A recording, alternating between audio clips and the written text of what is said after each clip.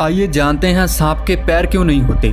सांप का नाम सुनते ही शायद आपके भी रोंगटे खड़े हो जाते होंगे, या हो सकता है कि आपने सांप को इतना करीब से देखा हो कि आपको सांप से कोई खौफ ही ना लगता हो। सामान्य तौर पर सांप का जिक्र डर पैदा करने के लिए काफ़ी होता है, लेकिन क्या कभी आप ये सोच पाए हैं कि सांप रेंगता क्यों है, चलता क्यों नहीं है, और क्या आपने कभी सांप के पैर देखे हैं?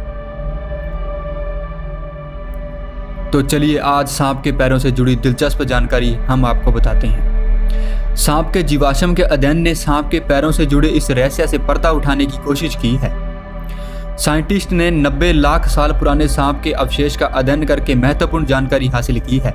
एडिनबर्ग यूनिवर्सिटी में हुए शोध के अनुसार आधुनिक सांप और जीवाश्म के सीटी स्कैन की तुलना करने पर पता चलता है कि आज अगर सांप के पैर नहीं होते हैं तो इसके पीछे उनके पूर्वज जिम्मेदार हैं।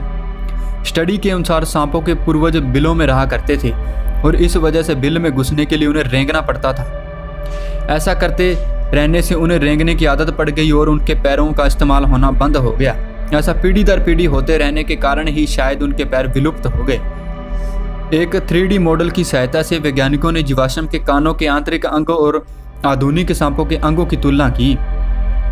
इसमें यह पाया गया कि जीवाश्म के कान में एक विशेष प्रकार की संरचना होती है जो शिकार और शिकारियों का पता लगाने में सहायक होती है, लेकिन ये संरचना आज पानी और जमीन में रहने वाले सांपों में मौजूद नहीं है।